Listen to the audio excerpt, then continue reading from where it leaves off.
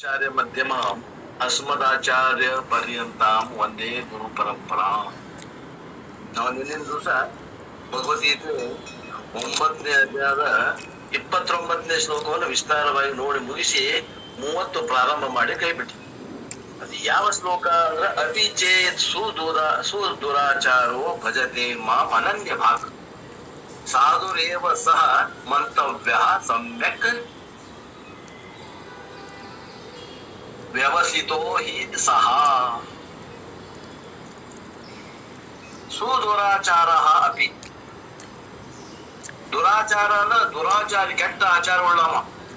ಅದ್ರಾಗ ಮತ್ತೆ ಸುದುರಾಚಾರ ಅಂತಂದ್ರೆ ಅದ್ರಾಗ ಸೂಪರ್ಲೇಟಿವ್ ಡಿಗ್ರಿ, ಕೆಟ್ಟ ದುರಾಚಾರವುಳ್ಳವ ಅಂತ ಜಗತ್ತಿಗೆನೆ ಬೇಡ ಅದಾವ.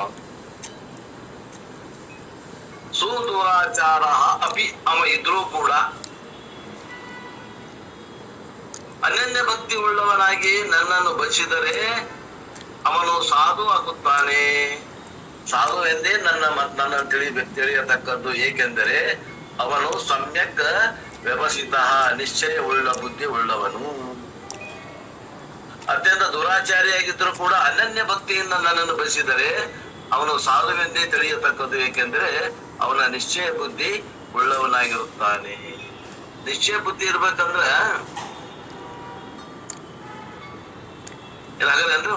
ಇಲ್ಲ, ಬಹಳ ತ್ರಾಸು. ಸುದುರಾಚಾರಿ ಅಯ್ಯನವ. ಸುದುರಾಚಾರಿ ಇದ್ರು ಕೂಡ ಅವನಲ್ಲಿ ಅನನ್ಯ ಭಕ್ತಿ ಅದ ನೋಡ್ರಿ. ಅನನ್ಯ ಭಕ್ತಿ ಅದ, ಮುಗ್ಧ ಭಕ್ತಿ ಅದ ಒಂದೇ. ಅಂದ್ರೆ ಅವನ ಏನ್ ನಾನು ಸಾಧು ಅಂತ ತಿಳ್ಕೊತೀನಿ ಅಂತ ಹೇಳ್ತಾನ ಭಗವಂತ. ಯಾಕೆ ಹಿಂಗ ಹೇಳಾಗತ್ತಾನ ನೋಡೋದಲ್ಲ, ಏನೈತಿ ವಿಶೇಷ. ಅಪ್ಪೋ ಏನಾದ್ರು He who worships me seeking nothing else should be considered a saint only.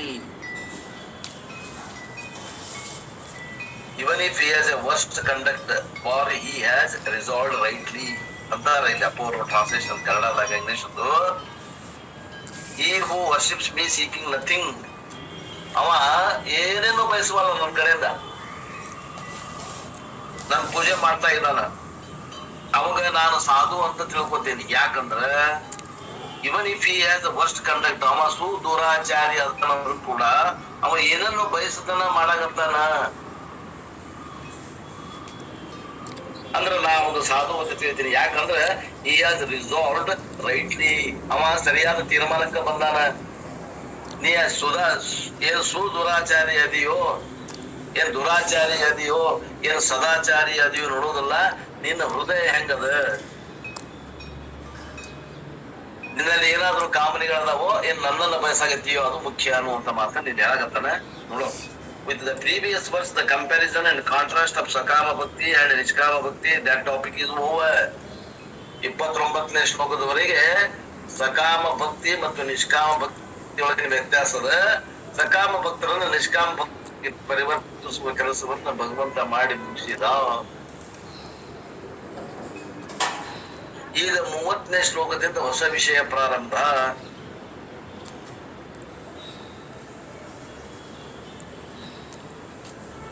What are the differences between Sakama and Niskama Bhakti? And now in the final portion of the 9th chapter, from 30th verse onwards up to 34, 30, 31, 32, 33, 34, 5 ಶ್ಲೋಕದಲ್ಲಿ ಭಗವಂತ ಏನ್ ಹೇಳೋದಾನಂದ್ರೆ talking about the glory of bhakti, ಭಕ್ತಿಯ ಮಹಿಮೆಯನ್ನ ಹೇಳ್ತಾ ಇದ್ದಾನ. And what is the greatest glory of the bhakti? ಆ ಭಕ್ತಿಯ ಮಹಿಮೆ ಎಂತದು? Bhakti as a sadhana which can be started stage of life, unlike Jnana Yoga.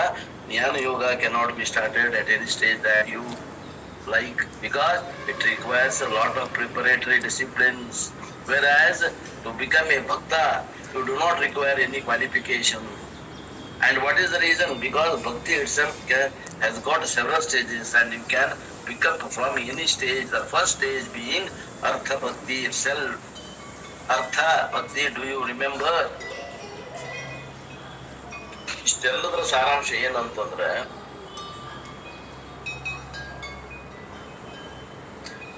ಒಂಬತ್ತನೇ ಅಧ್ಯಾಯದ ಕೊನೆಯ ಘಟ್ಟಕ್ಕೆ ಬಂದೀವಿ. 30ನೇ ಶ್ಲೋಕದಿಂದ 34ನೇ ಶ್ಲೋಕದವರೆಗೆ ಭಕ್ತಿ ವಿಷಯನ ಕುರಿತು ಭಗವಂತ ಹೇಳ್ತಾ ಇದ್ದಾನ. ಮತ್ತೆ ಈ ಭಕ್ತಿಯ ಮಹಿಮೆ ಏನು ಅಂತಂದ್ರೆ ಭಕ್ತಿಯನ್ನ ಯಾರು ಬೇಕಾದವರು ಯಾವಾಗ ಬೇಕು ಅವಾಗ ಎಲ್ಲಿ ಅದರ ಅಲ್ಲಿಂದ ಚಾಲು ಮಾಡಬಹುದು. ಅದಕ್ಕ ಪ್ರಾರಂಭಿಕವಾದಂತ ಯಾವ ಅರ್ಹತೆಗಳು ಬೇಕಾಗಿಲ್ಲ. ಭಕ್ತಿ ಮಾಡ್ಲಿಕ್ಕೆ ಪ್ರಾರಂಭಿಕ ಅರ್ಹತೆಗಳು ಬೇಕಾಗಿಲ್ಲ. ಯಾರ್ಯಾರು ಎಲ್ಲೆಲ್ಲಿ ಅದಾರ ಅಲ್ಲಿಂದ ಪ್ರಾರಂಭ ಮಾಡಬಹುದು. ತಮ್ಮ ಯಾತ್ರೆ, ಭಕ್ತಿ ಯಾತ್ರೆಯಿಂದ ಅಲ್ಲಿಂದ ಪ್ರಾರಂಭ ಮಾಡಬಹುದು.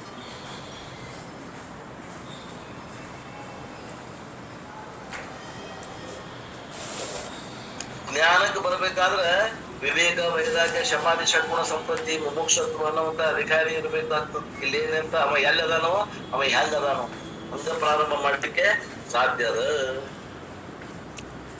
ಜೀರೋದಿಂದ ಪ್ರಾರಂಭ ಮಾಡ್ಬೋದು. 100 ಮಟ ಹೋಗ್ಬೇಕಂದ್ರೆ 10ರಿಂದ ಪ್ರಾರಂಭ ಮಾಡ್ಬೋದು. 20, 30, 40ನೇ ಮೈಲಿಗಲ್ಲಿಂದ ಪ್ರಾರಂಭ ಮಾಡ್ಬೋದು. 9ನೇ ಮೈಲಿಗಲ್ಲಿಂದ ಪ್ರಾರಂಭ ಮಾಡ್ಬೋದು. ಯಾತ್ರೆ ಜೀರೋದಿಂದ ಪ್ರಾರಂಭ ಮಾಡ್ಬೋದು. ಯಾವುದು? ಈ ಭಕ್ತಿ ಅನ್ನುವಂತ ಯಾತ್ರೆ. ಅದ ಜ್ಞಾನ ಅನ್ನುವಂತ ಯಾತ್ರೆ ಹಂಗಲ್ಲ.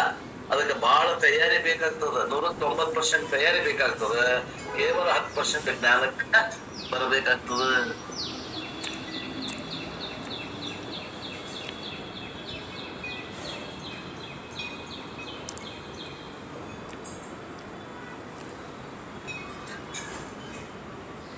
ಎಲ್ಲಕ್ಕಿಂತ ಮೂಲಭೂತವಾದಂತದ್ದು ಭಕ್ತಿ ಅಂದ್ರ ಆರ್ಥ ಭಕ್ತಿ. ಆರ್ಥ ಭಕ್ತಿ ಅಂದ್ರೆ ಏನು? ಭಗವಂತನ ಹಿಡ್ಕೊಳ್ಳಾನ, ಜಗತ್ತನ್ನ ಕೇಳಾಗತ್ತ ನೀವು.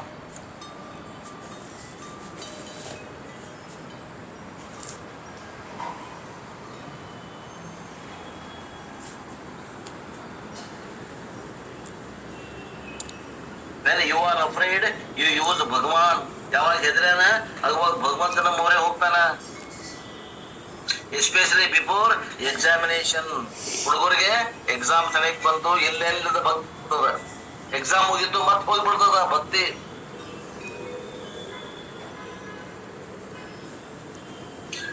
ಎಕ್ಸಾಮ್ ಸಮಯಕ್ಕೆ ಬಂದಾಗ ಭಕ್ತಿ ತುಂಬಿ ಹರಿತದ ಅಂತ ಹೇಳ್ತಾರ.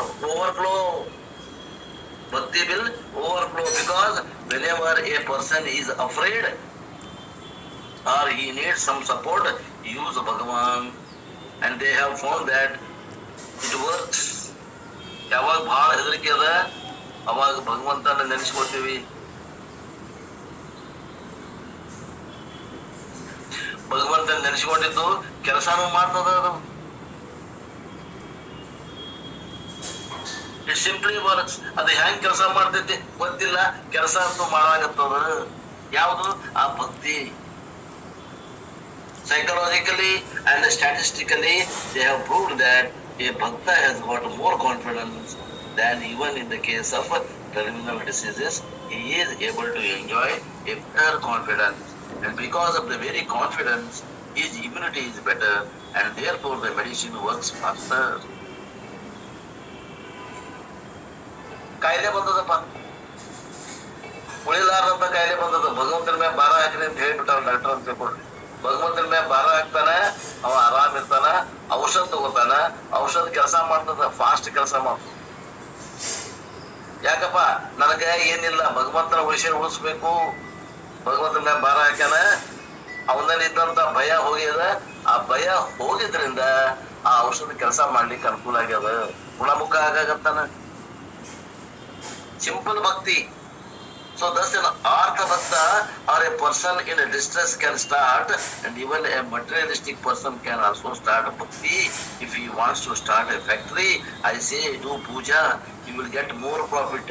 He will do it immediately. ಏನೋ ಒಂದು ಕಂಪನಿ ಫ್ಯಾಕ್ಟ್ರಿ ತಯಾರು ಮಾಡಕತ್ತಾನ, ಅವಾಗ ಆಚಾರ್ಯ ಹೇಳ್ತಾರೆ ಒಂದು ಇಂಥ ಪೂಜೆ ಮಾಡ್ರಿ, ದೇವ್ರದು ಸಂಪತ್ತು ಬಂದ ನಿಮ್ಗೆ ಕ್ರೋಢೀಕರಣಾಗಿ ಬೀಳ್ತದ ಅಂದ್ರ ಅದಕ್ಕೆ ಎಷ್ಟ ಖರ್ಚು ಬಂದ್ರು ಅಡ್ಡಿ ಇಲ್ಲ, ಅದನ್ನ ಮಾಡ್ರಿ ಅಂತಾರ. ಭಕ್ತಿಯಿಂದ ಮಾಡ್ತಾರ ಕೂಡ, ಮತ್ತೆ ಅದು ವರ್ಕೌಟ್ ಆಗ್ತದ ಅಂತಾರಪ್ಪ. So even a materialistic person can practise bhakti. ವಿಷಯ ವಸ್ತುಗಳನ್ನ ಭಗವಂತನ ಹೇಳ್ಕೊಳಾನ, ಕೇಳ್ತಾನೇನೋ ಭಗವಂತನ ಕೇಳುದಿಲ್ಲ. ಭಗವಂತನಲ್ಲಿರುವಂತ ಚಾಕ್ಲೇಟ್ ಕೇಳ್ತಾನೆ. ಸ್ತ್ರೀ, ಪುತ್ರ, ಧನ, ಕನಕ, ವಸ್ತ್ರ, ವಾಹನ, ಅಂತಸ್ತು, ಐಶ್ವರ್ಯ, ಸ್ಥಾನ, ಮಾನ, ಗೌರವ, ಆಹಾರ, ಸುರಾಯಿ ಇವನ್ ಕೇಳಾಗತ್ತಾನ. ಭಗವಂತನ ಹಿಡ್ಕೊಳ್ಳಲ್ಲ, ಕೇಳ್ತಾನೇನು ವಿಷಯ ವಸ್ತುಗಳನ್ನ ಕೇಳಾಗತ್ತಾನ. ನಿಮ್ಮ ಆರ್ಥ ಭಕ್ತ.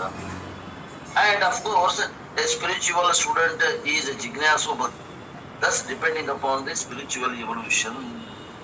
ಇನ್ನೊಬ್ಬ ಅದಾನ, ಅವ ಸ್ಪಿರಿಚುವಲ್ ಭಕ್ತ, ಆಧ್ಯಾತ್ಮಿಕ ಸಾಧನೆ ನನ್ನಲ್ಲಿ ಆಗ್ಬೇಕು ಅಂತಾನ, ಭಗವಂತನ ಮೇಲೆ ಭಾರ ಹಾಕಿ ಸಾಧನೆ ಮಾಡಕತ್ತ ಭಕ್ತಿ. Everybody can start any one level of bhakti. In 12th chapter of Krishna, he is going to divide bhakti into 5 levels. ಭಕ್ತಿ ನಾವು ಯಾವ ಹಂತದಾಗ ಅದೇವಿ ಆ ಹಂತದಿಂದ ಮಾಡಬಹುದು.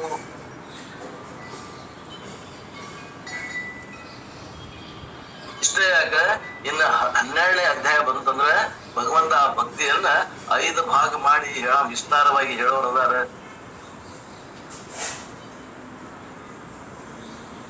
And it starts from highest level.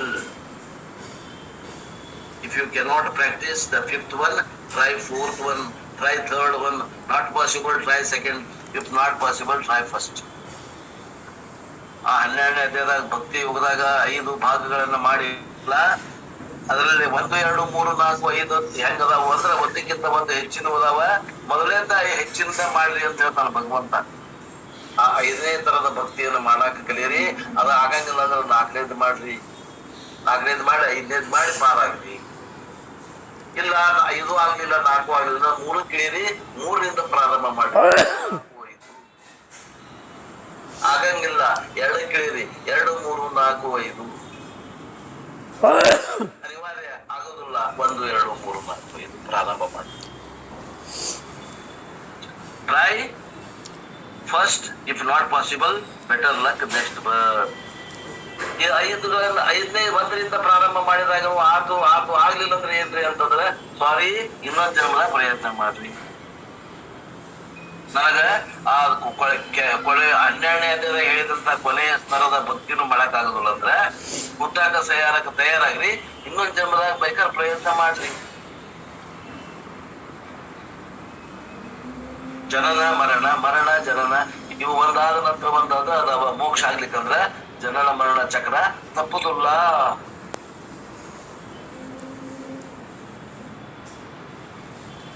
Because the first one is possible for all. That is how bhakti has been designed. ಆ 1ನೇ ತರದ ಭಕ್ತಿ ಏನದ ಅದು ಎಲ್ಲರೂ ಮಾಡ್ಬೇಕು, ಮಾಡಕ್ ಬರುವಂತಕ್ ಸಾಧ್ಯ ಅದ. ನಾ ಅದನ್ನೂ ಮಾಡೋದಿಲ್ಲ ಅಂತಂದ್ರೆ ಹುಟ್ಟಾಕ ಮತ್ತು ಸಾಯಕ ತಯಾರಾಗಪ್ಪ, ಬೇರೆ ಏನ್ ಮಾಡಕ್ ಬರೋದಿಲ್ಲ. ಅದಕ್ಕಿಂತ ಶಾರ್ಟ್ಕಟ್ ಇಲ್ಲ. ಯಾರಿಗಾರ ದುಡ್ಡು ಕೊಟ್ಟು ನಾ ಜಪ ಮಾಡಿಸ್ತೇನೆ ಆಗೋದಿಲ್ಲ.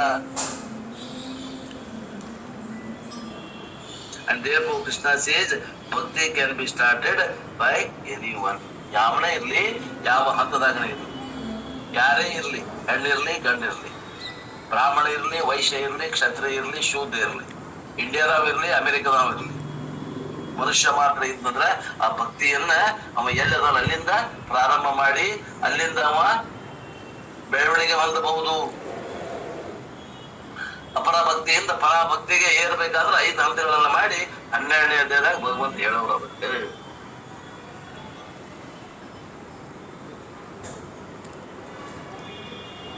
And if this intellect is not sharp enough, Bhagavan is also defined according to the level of the intellect. We will start with Ekarupa Bhakti.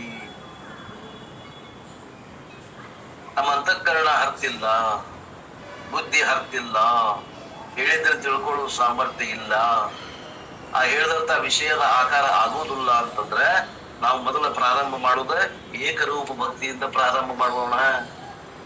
ಆ ಈ ಭಕ್ತಿಯ ಇಂದ ಪ್ರಾರಂಭ ಮಾಡ್ತೀವಿ. ಅದು ಏನು? ಏಕರೂಪ ಭಕ್ತಿ. And if you are little bit mature, ಆ ಏಕರೂಪ ಭಕ್ತಿ ಮಾಡಕ್ ತಯಾರಾದ್ರಿ ಅಂದ್ರ ಅನೇಕ ರೂಪ ಭಕ್ತಿಯನ್ನ ಹೇಳ್ತೀವಿ. ಅನೇಕ ರೂಪ ಭಕ್ತಿ ಮಾಡಾಕ ಬಂತು ಅಂದ್ರ ಕೊನೆಗೆ ನಾವೇನ್ ಮಾಡ್ತೇವಿ ಅಂತಂದ್ರ ಅರೂಪ ಈಶ್ವರ ಭಕ್ತಿಯನ್ನ ಹೇಳೋರದೇವಿ ಲಾಸ್ಟಿಗೆ.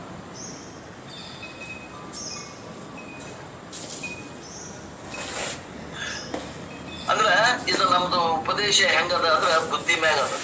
ಯಾರ ಬುದ್ಧಿ ಸೂಕ್ಷ್ಮದ ಅವ್ರಿಗೊಂದು, ಯಾವ್ದು ಮಧ್ಯಮದ ಅವ್ರಿಗೊಂದು, ಯಾವ್ದು ಕನಿಷ್ಠದ ಅವ್ರಿಗೆ. ಮೊದಲ ಏಕರೂಪ, ಆಮ್ಯಾಗ ಅನೇಕ ರೂಪ, ಆಮ್ಯಾಗ ಅರೂಪ ಈಶ್ವರ ಧ್ಯಾನವನ್ನ ಹೇಳೋರು. Thus depending upon your level, you always have to start. This is one point of Krishna's highlight is it. ಈ ರೀತಿ ಅವರವರ ಬುದ್ಧಿಗೆ, ಅವರವರ ಭಾವಕ್ಕೆ, ಅವರವರ ಭಕ್ತಿಗೆ ತೆರನಾಗಿ ಇರುತ್ತೇವನು ಶಿವಯೋಗಿ ಅನ್ನುವ ಹಾಗೆ ಆ ಅಧಿಕಾರಿಗಳಿಗೆ ತಕ್ಕ ಉಪದೇಶ.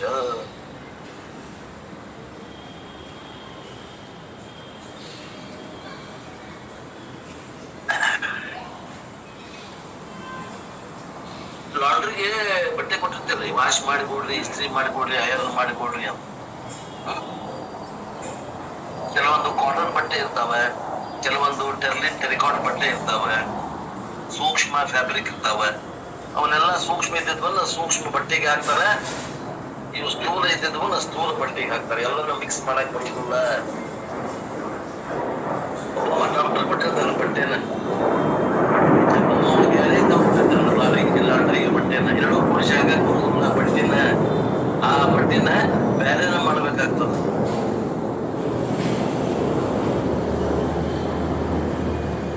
ಇಲ್ಲಿ ಆ ಬಟ್ಟೆಗಳೆಲ್ಲ ಅಂತಃಕರಣ ಅನ್ನುವಂಥದ್ದು 3 ತರ ಅದ: ಮಧ್ಯಮ, ಕನಿಷ್ಠ ಮತ್ತು ಉತ್ತಮ.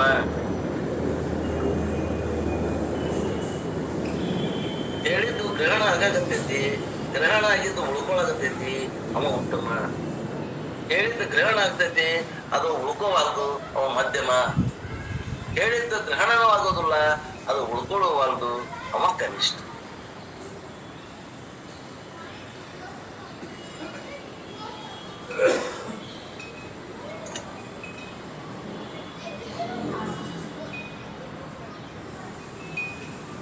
And there is one more point that very important that is highlighted, and what is that? Almost every human being suffers from the problem of mental guilt. ಮತ್ತೊಂದು ವಿಷಯ ಅದ, ಪ್ರತಿಯೊಬ್ಬ ಮನುಷ್ಯನು ಮಾನಸಿಕವಾದಂತಹ ಒಂದು ಸಮಸ್ಯೆಯಿಂದ ಬಳಲ್ತಾ ಇದ್ದಾನ. Guilt means what I have done lot of mistakes. I have done lot of mistakes. I have done a lot of papams. There is no conscience behind me. ನಾ ಏನು ಪಾಪ ಮಾಡೀನಿ ಅದ್ರ ಬಗ್ಗೆ ಅರಿವಿಲ್ಲ ನನಗೆ. All the time judging my action because I know what is right and what is wrong.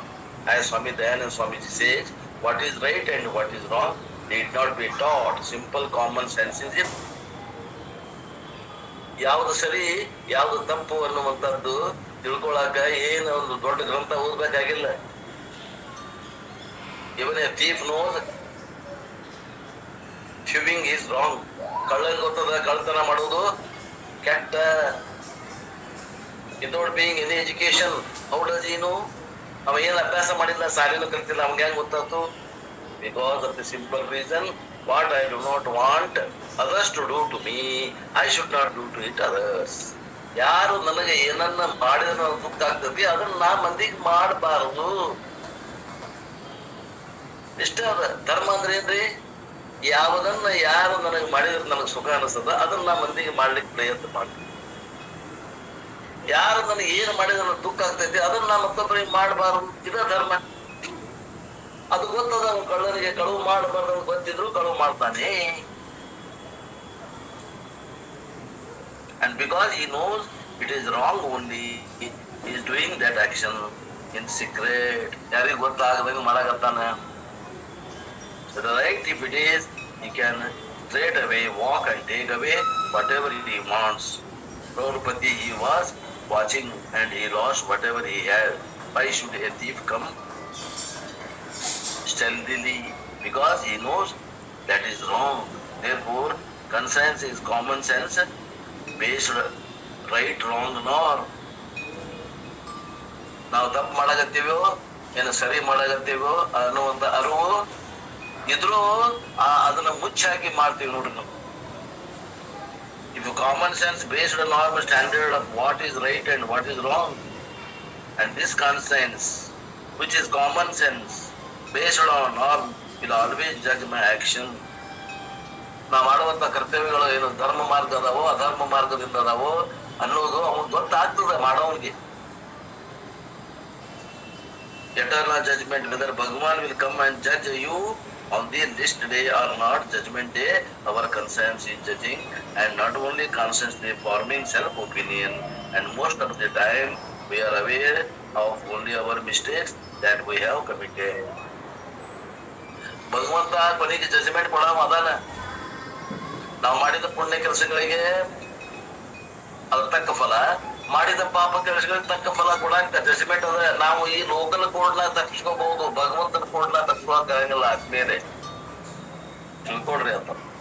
ನಮಗ್ ಗೊತ್ತಿದ್ದು ಒಳಗ ಹೊಡಿತಿದ್ದದ. ನಾ ತಪ್ಪು ಮಾಡಾಕತ್ತೀನಿ, ಕಳ್ಳಗ ನಾ ತಪ್ಪು ಮಾಡಾಕತ್ತೀನಿ ಅಂತ ಹೇಳ್ತದ, ಸುಳ್ಳಗ ನೀ ಸುಳ್ಳು ಹೇಳಾಕತ್ತಿ ಅಂತ ಹೇಳ್ತದ. ಸುಮ್ಕಿರ ಎಲ್ಲಾ ಕರೆ ಹೇಳ್ಕೊಂತ ಕೆಲಸ ಆಕತ್ತಿರೋ ಅದಕ್ಕ ತೆರಿ ಹೊಡೆದ ನಾವು ಸುಳ್ಳು ಹೇಳ್ತಾನ. ಆ ಅರಿವು ಏನದ ಒಳಗ್ ಹೇಳ್ತದ, ಕಳು ಮಾಡಾಕತ್ತಿ, ಮಾಡ್ಬೇಡ, ದುಡ್ತಿನ್ನು, ದುಡಾಕ್ ಬರೀ ನಾನು. ಅದು ಒಳಗ್ ಕುತ್ಕೊಂಡು ಹೇಳ್ತದ, ಅರಿವು ಹೇಳ್ತದ, ಕಳು ಮಾಡ್ಬೇಡ, ಸುಳ್ಳು ಹೇಳ್ಬೇಡ, ಆದ್ರೂ ಕೇಳುದು ನೀವು.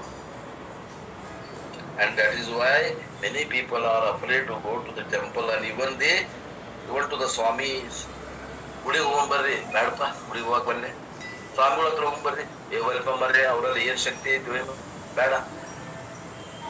ಸುಮ್ಮನೆ ನಾವೆಲ್ಲ ಮಾಡುವುದು ಮುಂಜಾನೆಯಿಂದ ಹಿಡಿದು ಸಂಜೆ ಮಠ ಮಾಡಬಾರ್ದು ಪಾಲೆಲ್ಲ ಮಾಡ್ತೀವಿ. ಈಗ ದೇವ್ರ ಕಡೆ ಹೋಗಿ ಏನ್ ಮಾಡುವುದು, ಈಗ ಗುರುಗಳ ಕಡೆ ಹೋಗಿ ಏನ್ ಮಾಡುವುದು, ಅವ್ರ ಅರಿವು ಅವ್ರಿಗೆ ಚುಸ್ತಿರ್ತದ. I do not have eligibility, ನನ್ನ ಗುರುವಿನ ಹತ್ರ ಆಗ್ಲಿ ಆ ದೇವ್ರ ಗುಡಿ ಹೋಗ್ಲಂತ ಯೋಗ್ಯತೆ ಇಲ್ಲ. And that is why in every religion there is a confession.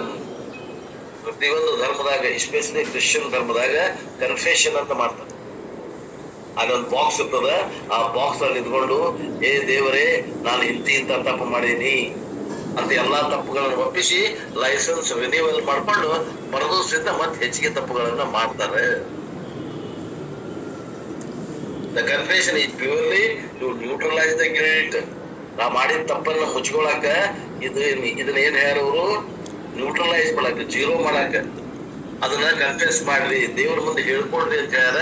ಇವ್ರು ಹೇಳ್ತಾರ, ಲೈಸೆನ್ಸ್ ರಿನ್ಯೂವಲ್ ಮಾಡ್ತಾರ, ನಿನ್ನಿಂದ ನಿನ್ನೆ ಮುಗಿದು ಹೊತ್ತು ಸ್ವಚ್ಛ ಆಗೀನಿ, ಈಗ ಹೊಸ ಪಾಪ ಮಾಡೋಣ ಅಂತಾರ. Guilt can be very very very big problem. ನೋಡ್ರಿ, ಮನಸ್ಸು ಯಾವ್ದು ಬ್ಯಾಡ್ ಅಂತ ಹೇಳ್ತದ ಅದನ್ನ ಮಾಡಕ್ ಹೋಗ್ಬೇಡ್ರಿ, ಅದು ಬಹಳ ಸಮಸ್ಯೆಗೆ ಈಡು ಮಾಡ್ತದ ಅಂತಾರಪ್ಪ.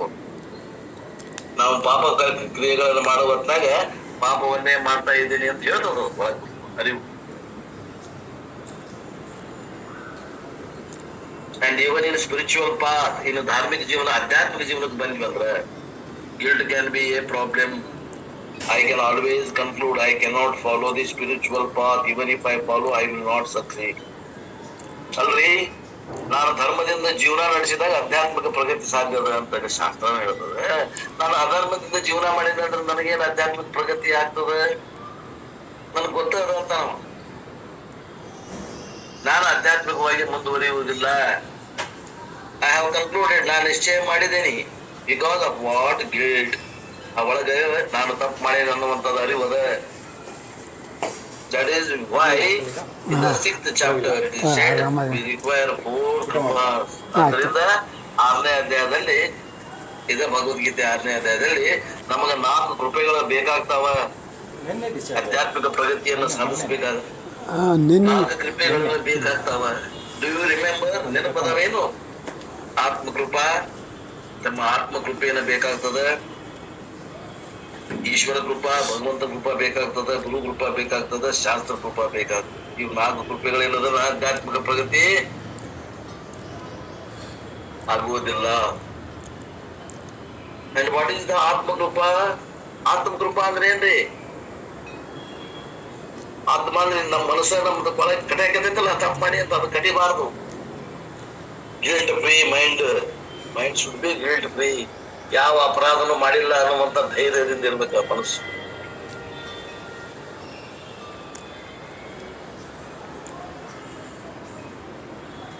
ಒಂದ್ ವೇಳೆ ತಪ್ಪು ಮಾಡಿರ್ತೀವಿ, ಅನಿವಾರ್ಯವಾಗಿ ತಪ್ಪು ಮಾಡೀವಿ ಅಥವಾ ಗೊತ್ತಿಲ್ಲದ ತಪ್ಪು ಮಾಡೇವಂದ್ರೆ ಪ್ರಾಯಶ್ಚಿತ್ತ ಮಾಡ್ಕೋಬೇಕು.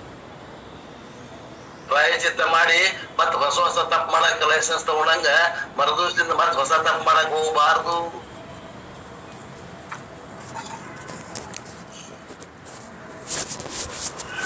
Even if I have done mistake, I can correct and grow spiritually. I am the ತಪ್ಪು ಮಾಡಿದ ಗೊತ್ತಾಗ್ತದ,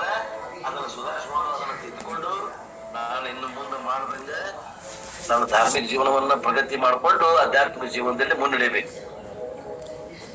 because every saint has his own past. ಪ್ರತಿಯೊಬ್ಬ ಸಂತ ಅವನದೇ ಆದಂತ ಅವನ ಇತಿಹಾಸದ. And every sinner has his future. ಪ್ರತಿಯೊಬ್ಬ ಪಾಪಿಗೆ ಮುಂದೆ ಅವನದೇ ಆದಂತ ಒಂದು ಭವಿಷ್ಯದ. ತಿಳ್ಕೊಡ್ರಿ ಆತ್ಮೀಯರೇ, ಇವತ್ತೇನೊಬ್ಬ ಸಂತ ಅದಾನ, ಅವನು ಒಂದು ಕಾಲದಾಗ ಪಾಪಿ ಆಗಿರಬಹುದು ಏನು. ಇವತ್ತೊಬ್ಬ ಪಾಪಿ ಅದಾನಲ್ಲ, ಅವನಿಗೂ ಒಂದು ಯಾವ್ದೋ ಉಜ್ವಲವಾದ ಭವಿಷ್ಯ ಐತೆ ಏನೋ ಇರಬಹುದು. ಯಾಕ ಇದು ಇಲ್ಲ? ಯಾಕ? So why should I feel bad and this mind has got ಆತ್ಮತುಪ್ಪ. ಹಾಗಾದ್ರೆ ನಾನು ಇವತ್ತು ಕೆಟ್ಟ ಪಾಪ ಮಾಡೇನಿ ಅಂದ್ರೆ ನಾನು ಒಂದು ದಿವಸ ಸಂತ ಯಾಕೆ ಆಗ್ಬಾರದು? ಆ ಒಂದು ಆತ್ಮಕೃಪೆ ನನಗೆ ಯಾಕೆ ಆಗ್ಬಾರದು? ಆಗ್ತದೆ, ಸಾಧ್ಯ. So your grace is A mind which is confident. ಆ ಮನಸ್ಸು ತಯಾರಾಗಬೇಕು. ನಾ ಬದಲಾವಣೆ ಆಗ್ಲಿಕ್ಕೆ ತಯಾರಾಗಬೇಕು ಅಂದಾಗ ಅದು ತಯಾರಾಗ್ತದೆ, ಬದಲಾವಣೆ ಆಗ್ತದೆ ನೋಡ್ರಿ ಮನಸ್ಸು. And therefore Krishna wants to pump confidence in every student. ಪ್ರತಿಯೊಬ್ಬ ವಿದ್ಯಾರ್ಥಿಯಲ್ಲಿಯೂ ಕೂಡ ಒಂದು ಆತ್ಮವಿಶ್ವಾಸವನ್ನ ತುಂಬುತ್ತಾ ಇದ್ದಾನ ಭಗವಂತ. ನೀ ಎಂತ ಪಾಪಿ ಆದ್ರೂ ಕೂಡ ನಿನಗೂ ಒಂದು ಭವಿಷ್ಯದ, ನೀನು ಜ್ಞಾನಿ ಆಗಬಹುದು ಅನ್ನುವಂತ ಒಂದು ಆತ್ಮವಿಶ್ವಾಸವನ್ನ ಭಗವಂತ ತುಂಬುತ್ತಾ ಇದ್ದಾನೆ.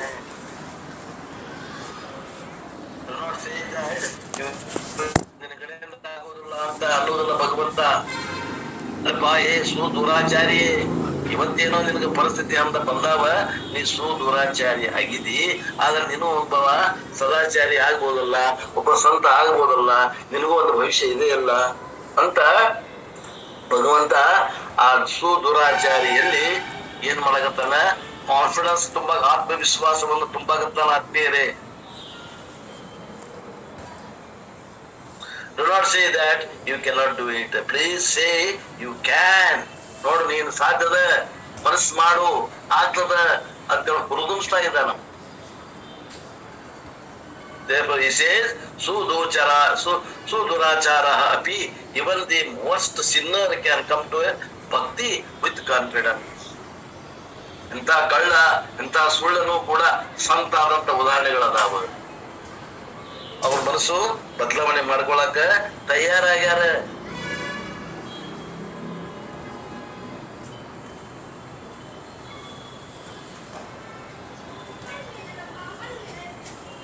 ಬದಲಾವಣೆ ಮಾಡ್ಕೊಳಕ ತಯಾರಾದಂತವ್ರಿಗೆ ನಿನ್ನೆ 6 ಮಂದಿ ಭಯೋತ್ಪಾದಕರನ್ನ ನಾವು ಆ ಜೀವನವನ್ನ ತ್ಯಾಗ ಮಾಡ್ತೇವೆ, ಬಂದೂಕಮಯ ಜೀವನವನ್ನ ತ್ಯಾಗ ಮಾಡ್ತೇವೆ ಅಂತ ತಿಳ್ಕೊಂಡು ಅವರು ಸರೆಂಡರ್ ಆದ್ರು. ಮಂಗಳೂರು ಕಡೆ 6 ಮಂದಿ, ಅದ್ರಾಗ ಒಬ್ಬ ಬಳ್ಳಾರಿ ಅವ ಸರೆಂಡರ್ ಆದ್ರು. ಅವ್ರಿಗೆ ಭಗವದ್ಗೀತಾ ಕೊಟ್ಟು ಅವ್ರನ್ನ ಸ್ವಾಗತ ಮಾಡಿ, ಅವ್ರನ್ನ ಮುಖ್ಯವಾಹಿನಿಗೆ ಸ್ವಾಗತ ಮಾಡಿ ಕರ್ಕೊಂಡ್ರು. ಯಾರು? ರಾಜಕೀಯ ವ್ಯಕ್ತಿಗಳು. ನಾವ್ ಯಾವ್ದೋ ಒಂದು ಪರಿಸ್ಥಿತಿಗೆ ನಮ್ಗೆ ಅನ್ಯಾಯ ಆಗಿತ್ತು, ಆ ಅನ್ಯಾಯದ ವಿರುದ್ಧ ನಾವು ಬಂಡೆದ್ದು ನಾವು ಭಯೋತ್ಪಾದಕರಾಗಿದ್ವಿ. ಆ ಭಯೋತ್ಪಾದನೆಯಲ್ಲಿಯೂ ಕೂಡ ಸುಖ ಇಲ್ಲ ಅಂತ ಗೊತ್ತಾಯ್ತು. ಏನೇ ಇದ್ರು ಕೂಡ ನಾವು ಮುಖ್ಯವಾಹಿನಿಯೊಳಗಿದ್ದ ನಾವು ನಮ್ಮ ಕರ್ತವ್ಯಗಳನ್ನು ಮಾಡಿನ ನಮ್ಮದ್ ಏನ್ ಪಡಿಬೇಕಾಗೈತಿ ಅದನ್ನ ಪಡಿಲಿಕ್ಕೆ ಸಾಧ್ಯ ಅದ ಅಂತ ಗುರುತಿಸಿ ನಾವು ಸರೆಂಡರ್ ಆಗತ್ತೇವೆ ಅಂತ ತಿಳ್ಕೊಂಡು ಅವ್ರ 6 ಮಂದಿ ಭಯೋತ್ಪಾದಕರು, 6 ಮಂದಿ ಅವ್ರಿಗೆ ಏನ ಭಯೋತ್ಪಾದಕರು ಅಂತಿರೋ ಏನಂತ ನಿನ್ನೆ ಬಂದಿತ್ತು ನೋಡ್ರಿ ಪೇಪರ್ನಾಗ, ನಕ್ಸಲೈಟ್ಸ್ ಅವರು ಬಂದು ಶರಣಾಗತಿ ಆಗ್ಯಾರ. ನಿನ್ನೆ ಹೋಮ್ ಮಿನಿಸ್ಟರ್ ಪರಮೇಶ್ವರ್ ಹತ್ರ ಬಂದು ಸರೆಂಡರ್ ಆಗ್ಯಾರ. ಮುಖ್ಯಮಂತ್ರಿಗಳು ಅವ್ರಿಗೆ ಆಶ್ವಾಸನೆ ಕೊಟ್ಟು ಅವ್ರಿಗೆ ಗುರುಂಬಿಸ್ಯಾರ, ಬಿಡ್ರಿಪ್ಪ ಜೀವನ ಚಲೋ ಅಲ್ಲ.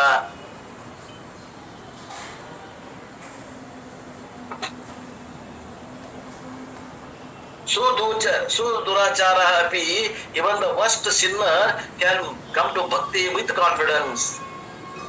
Durachara means what? A person of evil, corrupt conduct. Sudurachara means extremely corrupt. ದುರಾಚಾರ ಅಂದ್ರೆ ದುರಾಚಾರಿ ಅಂತಂದ್ರೆ ಯಾವ ನಡತೆ ಸರಿ ಇಲ್ಲ, ಯಾವ ಭಯೋತ್ಪಾದಕ ಅದಾನ. ದುರಾಚಾರ ಅಂದ್ರ ಅದರಲ್ಲಿ 1 ನಂಬರ್ ಅದಾನ ಅಂತವ್ರು ಕೂಡ ಪರಿವರ್ತನೆ ಮಾಡ್ತಾರೆ. ಆಲ್ ದಿ ಪಾಪಮ್ಸ್. ಏನ್ ಮಾಡಿಲ್ರಿ ಪಾಪಗಳನ್ನ ಅವರು? ಏನ್ ಮಾಡ್ಬೇಕು ಮಾಡ್ಯಾರ, ಏನ್ ಮಾಡ್ಬಾರ್ದು ಮಾಡ್ಯಾರ. ಇನ್ಕ್ಲೂಡಿಂಗ್ ಪಂಚಮಹಾಪಾತಕಂ. ಪಂಚಮಹಾಪಾತಕಗಳನ್ನು ಮಾಡ್ಯಾರ. ಇವನ್ he need not be worried. What is the condition? ಭಜತೆ. ನೀನು ಕೂಡ ಮನಸ್ಸು ಬದಲಾವಣೆ ಮಾಡ್ಕೊಂಡು ಪರಿವರ್ತನೆ ಆಗ ತಯಾರದೀಪ ಅಂದ್ರ ಬಾ ಇತ್ತ ಬಾ ಕರೀತಾರ ಭಗವಂತ, ಬಾರಪ್ಪ. ಹಿಂದಿ ಸುದುರಾಚಾರಿ ಮುಂದೊಬ್ಬ ಸಂತ ಆಗ್ಬೋದಲ್ಲ, ನಿನಗೆ ಭವಿಷ್ಯದ ಹಿಂಗ ಹೊರತುಂಬಿಸ್ತಾರ ನೋಡ್ರಿ ಭಗವಂತ. Suppose he comes to me, ಭಜತೆ ಮಾಂ ಅನ್ಯನ್ಯ ಭಾತ್, without any wavering in the mind. ಮನಸ್ಸಿನಾಗ ಯಾವುದೋ ಒಳಕ ಇಲ್ಲ, ಆತಂಕ ಇಲ್ಲ. ನನಗೆ ಭಗವಂತ ಕರೆದಾನ, ನಾ ಬಂದೇನಿ, ನಾನು ಅವನಾಗ ಪೂರ ಶ್ರದ್ಧಾ ಅದ, ಏನ್ ಮಾಡ್ತಾನ ಮಾಡ್ಲಿ, ನಾನು ಸರೆಂಡರ್ ಆಗ್ತೇನಿ, ನಾ ಬದಲಾವಣೆ, ನನ್ನ ಮನಸ್ಸನ್ನ ಬದಲಾವಣೆ ಮಾಡ್ತೇನೆ, ನನ್ನ ಕೆಲಸಗಳನ್ನ ತಿದ್ಕೋತೀನಿ ಅನ್ನುವಂತ ಮನೋಭಾವನೆ ಬಂದದ.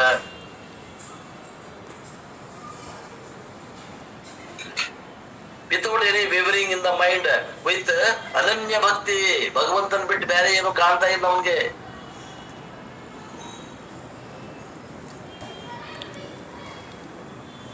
With the total surrender, ಪೂರ್ಣ ಶರಣಾಗತಿ. If that person comes, the day he has decided to change, ನಾನೇನು ಬದಲಾವಣೆ ಆಗ್ಬೇಕು ಅಂತ ಯಾವ ಒಂದು ಮನಸ್ಸಿಟ್ಕೊಂಡು ಬಂದಾನೋ, Dayananda Swamiji beautifully says, nobody can change another person. ನೋಡ್ರಿ, ಮತ್ತೊಬ್ಬರು ಯಾರು ಚೇಂಜ್ ಮಾಡ್ತಾರೋ ಬಿಡ್ತಾರೋ, ತಾನು ಮನಸ್ಸು ಮಾಡಿದಂದ್ರ ಅವನ ಬದಲಾವಣೆ ಮಾಡೋದನ್ನ ಯಾರು ನಿಲ್ಸಕ್ ಆಗೋದಿಲ್ಲ ಅಂತಾರಪ್ಪ.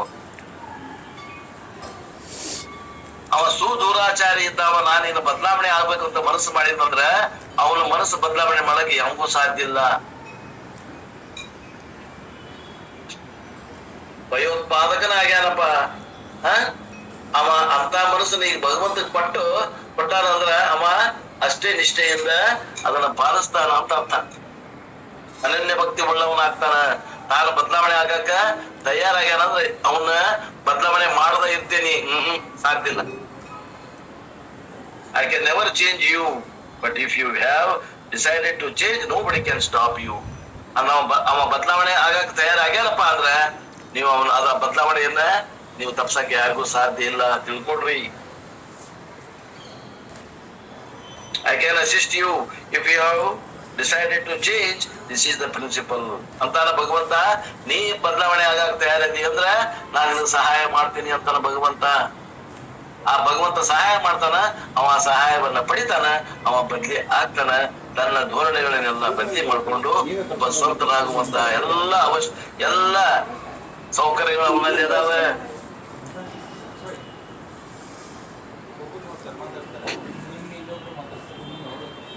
Even though he has only decided, the very decision is a turning point in his life. ಅವ ಮಾಡ್ತಾನೋ ಬಿಡ್ತಾನೋ ಗೊತ್ತಿಲ್ಲ, ಅವ ಇವತ್ತು ನಿರ್ಧಾರ ಮಾಡ್ಯಾನಂದ್ರ ಅದು ಒಂದು ಟರ್ನಿಂಗ್ ಪಾಯಿಂಟ್. ಅವನ ದಿಶೆ ಬದಲಾವಣೆ ಆಗ್ತಾ ಇದೆ. As somebody nicely said, it is not where you stand that matters, it is in which direction you are standing that matters ಅಂತಾರಪ್ಪವರು. ನೀವು ಎಲ್ಲಿ ನಿಂತ್ಕೊಂಡಿರಿ ಅದು ಮುಖ್ಯ ಅಲ್ಲ, ನೀವು ಯಾವ ಡೈರೆಕ್ಷನ್ ದಾಗ ನಿಂತ್ಕೊಂಡಿರಿ ಅದು ಮುಖ್ಯ. ಭಗವಂತ ಕಡೆ ಮುಖ ಮಾಡಿರಿ ಅದು ಮುಖ್ಯ, ಎಲ್ಲಿ ನಿಂತಿರಿ ಅದು ಮುಖ್ಯ ಅಲ್ಲ. ಇವತ್ತು ನಾವು ಬದಲಾವಣೆ ಆಗ್ಬೇಕು. ನಾ ಸುದೂರಾಚಾರಿ ಅದೇನಿ, ನಾನು ಎಲ್ಲ ಇನ್ಮ್ಯಾಗ ನಾ ಬದಲಾವಣೆ ಮಾಡ್ಕೋತೇನೆ ಅಂತ ಮನಸ್ಸು ಮಾಡಿ ಭಗವಂತ ಕಡೆ ಮುಖ ಮಾಡಿ ನಿಂತಿಯಲ್ಲ, ಅದು ಮುಖ್ಯ ಹೊರತು ಬೇರೆ ಏನು ಮುಖ್ಯ ಅಲ್ಲ. ನೀ ಎಲ್ಲದಿದಿ, ನೀ ಸುದೂರಾಚಾರಿ ಎದಿದಿ, ನೀ ಅಂತ ಕುಡ್ದಾಗ ಹುಟ್ಟಿದಿ, ಇಂಥ ಕುಡ್ದಾಗ ಹುಟ್ಟಿ, ಯಾವುದು ಮುಖ್ಯ ಅಲ್ಲ. ನಾ ಬದಲಾವಣೆ ಆಗಕ್ಕೆ ತಯಾರಾಗೇನಿ, ಅದು ಮುಖ್ಯದ.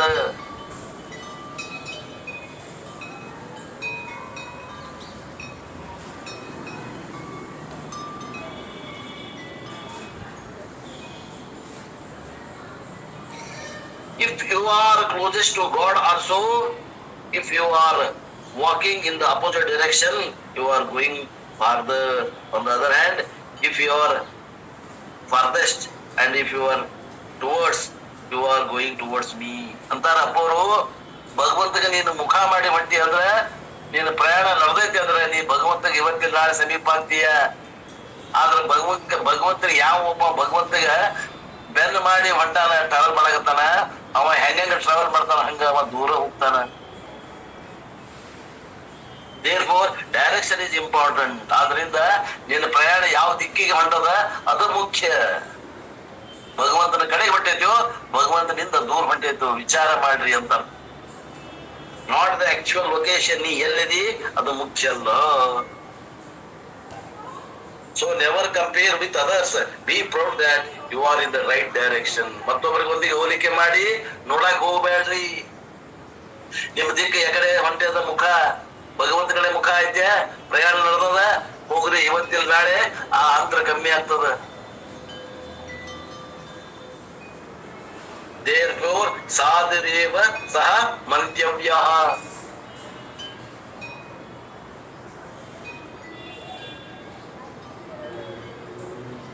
ಸಾಧು ಅಂದ್ರ ಸಂತ.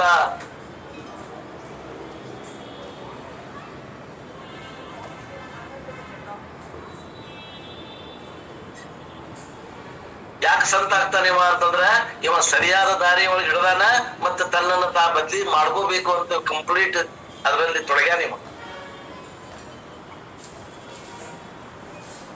He has reoriented his life. ಅವನ ತನ್ನ ಜೀವನವನ್ನ ಪುನರ್ಜೀವನಗೊಳಿಸ್ಯಾನ. He has reshuffled the priorities in his life. ತನ್ನ ಆದ್ಯತೆಗಳನ್ನ ಬದ್ಲಿ ಮಾಡ್ಕೊಂಡಾನ. And therefore be confident. ಅದರಿಂದ ನೀನು ಆತ್ಮವಿಶ್ವಾಸದಿಂದಿರಪ್ಪ. ನೀನೇನೈತಿ ಸ್ಟಾರ್ಟ್ ಈ ಭಕ್ತಿ ಏನ್ ಮಾಡಕ್ ಚಾಲು ಮಾಡಿಯಲ್ಲ, ಇದನ್ನ ಚಾಲು ಮಾಡಿ ಬಾಳ ಚಲೋ ಅದ. ಇವತ್ತ ಲೇಟ್ ಆದ್ರೂ ಅಡ್ಡಿ ಇಲ್ಲ, ಈಗ ಚಾಲು ಮಾಡಿಯಲ್ಲ, ಪ್ರಾರಂಭಿಸು. At any level depending upon your position. ನೀ ಎಲ್ಲಿದ್ದೀವಿ ಸುದೂರಾಚಾರಿ ಇದ್ರು ಅಲ್ಲಿಂದ ಪ್ರಾರಂಭ ಮಾಡಿಯಲ್ಲ, ಮಾಡು. ಜೀವನದಿಂದ ಪ್ರಾರಂಭ ಮಾಡಿಯ, ಮಾಡು. ಪ್ರಗತಿಯನ್ನು ಹೊಂದು, ಒಂದೊಂದು ಹೆಜ್ಜೆ ಇಡು. ನೀ ಭಗವಂತ ಕಡೆಗೆ ಒಂದ್ ಹೆಜ್ಜೆ ಇಟ್ಟೆ ಅಂದ್ರ ಭಗವಂತ ನಿನ್ನ ಹತ್ರ 10 ಹೆಜ್ಜೆ ಇಟ್ಟು ಬರ್ತಾನ. ಏನ್ರಿ ಕಾನ್ಫಿಡೆನ್ಸ್ ತುಂಬುದು ನೋಡ್ರಿ. ಬದಲಾವಣೆ ಮಾಡ್ಲಿಕ್ಕೆ ಅವ ತಯಾರಾದ್ನಂದ್ರ ಅವನ ಬದಲಾವಣೆ ನಿಲ್ಸಾಕ ಯಾರಿಗೂ ಸಾಧ್ಯ ಇಲ್ಲ.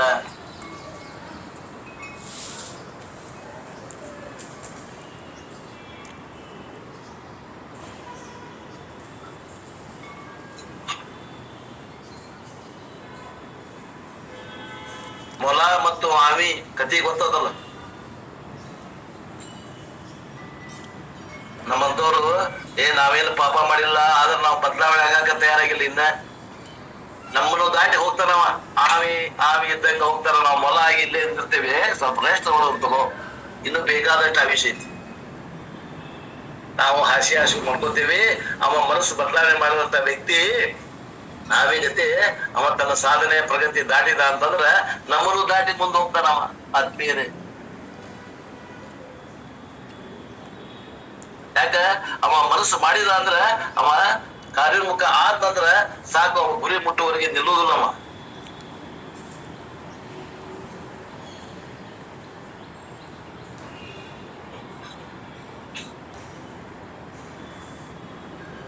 ಉತ್ತಿಷ್ಠತ ಜಾಗೃತ ಮನುಜ, ಉತ್ತಿಷ್ಠತ ಜಾಗೃತ. ಗುರಿಯನ್ನು ಸೇರುವವರೆಗೂ ನೀ ಅರೆಕ್ಷಣ ನಿಲ್ಲದೆ ಮುನ್ನಡೆ ಸಕನೆ. ಉತ್ತಿಷ್ಠತ ಜಾಗೃತ. ಅವನ ಪ್ರಯಾಣದಲ್ಲಿ ಎಲ್ಲಿ ನಿಲುಗಡೆಯಿಲ್ಲ, ನಿಧಾನವಾಗಿ ಪ್ರಯಾಣ ಮಾಡ್ತಾನ. ನಮಗೆಲ್ಲಾ ಸಾಧನೆ, ನಮ್ಮೆಲ್ಲ ಬೇಕಾದಂಗ ಸ್ಪೀಡ್ ಸಾಧನೆ ಮಾಡುವಂತ ಶಕ್ತಿ ಇದ್ರು ನಾವು ಹಾಸಿ ಮನ್ಕೊಂಡೇವಿ. ಅವ ನಮ್ಮನ್ನ ದಾಟಿ ಹೋಗ್ತಾನೆ. ಸುದುರಾಚಾರಿ ಅಂತ ಅವಹೇಳನ ಮಾಡೋರು ಇಲ್ಲೇ ಕೊಂಡಿರ್ತಾರ. ಅವ ಪಾರಾಗಿ ಸಂತನಾಗುವ ಸಾಧ್ಯತೆ ಅವನಲ್ಲಿ ಇದೆ. ಅವನು ಹೊರತುಂಬಿಸ್ತಾ ಇದ್ದಾನ ಈ ಶ್ಲೋಕ.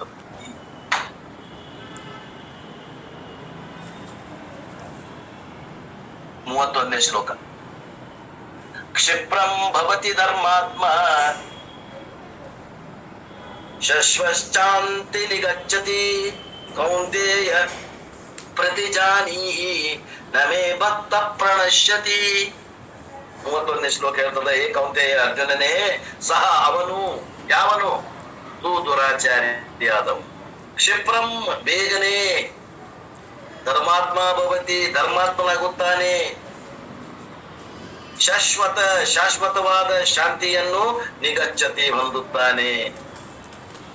ಮೇ ಭಕ್ತ ನನ್ನ ಭಕ್ತನು ನ ಪ್ರಣಶ್ಯತೆ ನಾಶವಾಗುವುದಿಲ್ಲ. ಇತಿ ಹೀಗೆಂದು ಪ್ರತಿಜಾನಿಹಿ ತಿಳಿದುಕೋ. ಹೇ ಅರ್ಜುನ, ಆ ದುರಾಚಾರಿ ಆದವ ಒಂದ್ ವೇಳೆ ತಾನು ಮನಸ್ಸು ಪರಿವರ್ತನೆ ಮಾಡಿ ಪ್ರಯತ್ನ ಮಾಡಿದಂದ್ರ ಅವನು ಬೇಗನೆ ಧರ್ಮಾತ್ಮನಾಗುತ್ತಾನೆ ಮತ್ತು ಶಾಶ್ವತವಾದ ಶಾಂತಿಯನ್ನು ಹೊಂದುತ್ತಾನೆ. ನನ್ನ ಭಕ್ತನು ಎಂದಿಗೂ ನಾಶವಾಗುವುದಿಲ್ಲ ಎಂದು ತಿಳಿದುಕೋ. ನೋಡ್ರಿ, ಯಾರನ್ನು ಬಿಟ್ಟ ಭಗವಂತ? ಯಾರಿಗ ರಾಗ ದ್ವೇಷ ಐತ್ರಿ? ಯಾರಿಗೂ ರಾಗ ದ್ವೇಷ ಇಲ್ಲ. ಭಗವಂತಗಿಲ್ಲ, ನಮ್ಗದಾವೆಲ್ಲ.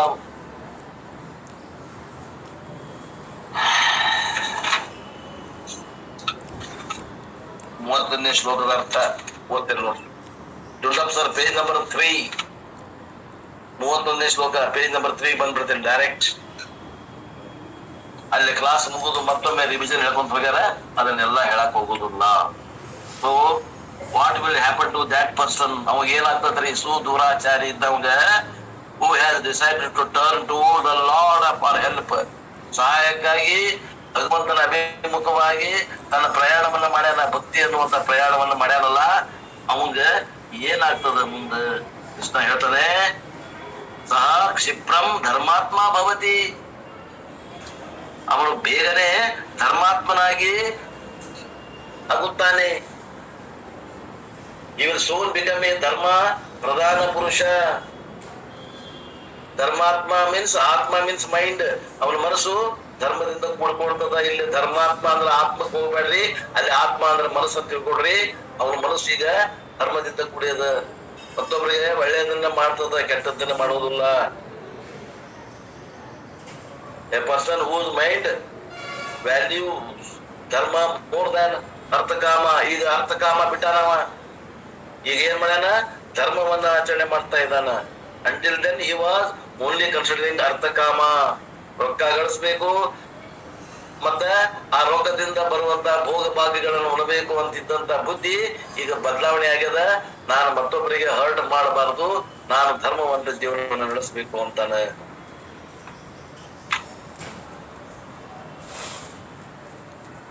As a primary things in life, soon he becomes more mature and he grows out of the ಅರ್ಥಕಾಮ delusion. ಅರ್ಥಕಾಮ ಅನ್ನುವಂತ ಒಂದು ಮಾಯೆ, ಒಂದು ಮೋಹದಿಂದ ಹೊರಗೆ ಬಂದು ಅವ ಈಗ ಧರ್ಮಾತ್ಮನಾಗ್ಯಾನ.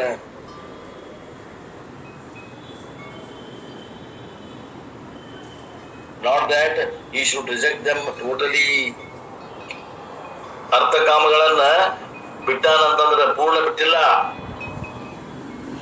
But they are not primary thing. ಅವು ಮುಖ್ಯ ಆಗಿಲ್ಲ ಅಷ್ಟ. They are like pickle. ಉಪ್ಪಿನಕಾಯಿ ಊಟದಾಗ ಉಪ್ಪಿನಕಾಯಿ ಆಗತ್ತೆ, ಅರ್ಥಕಾಮಗಳಾಗ್ಯಾವ. ಮೊದಲ ಆ ಊಟನ ಉಪ್ಪಿನಕಾಯಿನ ಊಟ ಆಗಿತ್ತು, ಅವಾಗ ಅರ್ಥಕಾಮಗಳ ಊಟ ಆಗಿತ್ತು. ಧರ್ಮ ಬೇಡ, ಮೋಕ್ಷನ ಬೇಡ ಆಗಿತ್ತು. ಈಗೇನಾದ್ರು ಅರ್ಥಕಾಮಗಳು ಉಪ್ಪಿನಕಾಯಿ ಆಗ್ಯಾವ, ಧರ್ಮ ಅವನು ಊಟ ಆಗ್ಯದ. You can take, nobody says that you should reject the pickle. ಉಪ್ಪಿನಕಾಯಿ ಬಿಡ ಅಂತ ಏನ್ ಅನ್ನೋದಿಲ್ಲ. ಸ್ವಲ್ಪ ಮಟ್ಟಿಗೆ ತೋಡ್ರಿ ಅರ್ಥಕಾಮಗಳನ್ನ ಈ ಸಂಸಾರಿಕ ಜೀವನದಾಗ ಸ್ವಲ್ಪ ಮಟ್ಟಿಗೆ ತೋಡ್ರಿ, ಏನ್ ತಪ್ಪಿಲ್ಲ. But the question is whether you are taking a pickle for curd rice or whether you are taking curd rice for pickle. That is important. ಏನ ನೀವು ಮೊಸರನ್ನ ಉಣ್ಣಾಕ ಉಪ್ಪಿನಕಾಯಿ ತಿನ್ನಾಕತ್ತೀರೋ, ಏನು ಉಪ್ಪಿನಕಾಯಿ ತಿನ್ನಾಕ ಮೊಸರನ್ನ ಹಂಚ್ಕೊಳಾಕ್ತೀರಿ? ವಿಚಾರ ಮಾಡ್ರಿ ಅಂತ. If pickle becomes the main dish and curd becomes the side dish, there is something wrong. ಉಪ್ಪಿನಕಾಯಿನ ಬಹಳ ಮುಖ್ಯ ಆತು, ಮೊಸರನ್ನ ಕಮ್ಮಿ ಬೇಕಾತು ಅಂದ್ರ ನಾವು ಸರಿಯಾದ ಮಾರ್ಗದಲ್ಲಿ ಇಲ್ಲ ಅಂತ ತಿಳ್ಕೊಡ್ರಿ. Similarly, ಅರ್ಥಕಾಮ should not be primary. They should be like pickle, but the main pursuit of life is dharma. Dharma means what? Values and moksha. ಧರ್ಮ ಮತ್ತು ಮೋಕ್ಷಕ್ಕಾಗಿ ಬೆಲೆ ಕೊಡ್ತಾರಪ್ಪ ಅಂತಂದ್ರೆ ಅಲ್ಲಿ ಅರ್ಥಕಾಮಗಳಿಗೆ ಅವಶ್ಯಕತೆ ಇಲ್ಲ ಅಂತಲ್ಲ. ಉಪ್ಪಿನಕಾಯಿ ಆಗತ್ತೆ, ಅವನ್ನ ಸ್ವಲ್ಪ ಬಳಸಿಕೊಂಡ್ರೆ ಏನ್ ತಪ್ಪಿಲ್ಲ. ಆದ್ರೆ ಪ್ರಮುಖವಾದ ಲಕ್ಷ್ಯ ಎಲ್ಲೈತಿ? ಧರ್ಮದ ಕಡೆ ಲಕ್ಷ್ಯದ ಮತ್ತು ಮೋಕ್ಷದ ಕಡೆಗೆ ಹರಿಯುತ್ತ ಮೋಕ್ಷದ ಕಡೆ ಲಕ್ಷ್ಯ ಬೆಳೆಸ್ಕೊತಾ ಇದ್ದಾನ.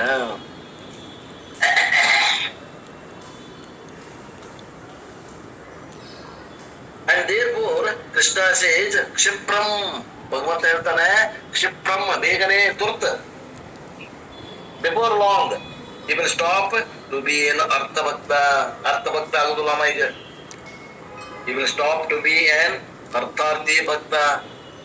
ಅರ್ಥನೂ ಅಲ್ಲ ಅರ್ಥಾರ್ಥಿನೂ ಅಲ್ಲ, he will gradually become a ಜಿಜ್ಞಾಸು ಭಕ್ತ. ಭಗವಂತ ಅಂದ್ರೆ ಯಾರು, ಹೆಂಗದಾನ, ಎಲ್ಲದಾನ, ಅವನ ಅಡ್ರೆಸ್ ಏನು, ವಿಚಾರ ಮಾಡ್ತಾನ.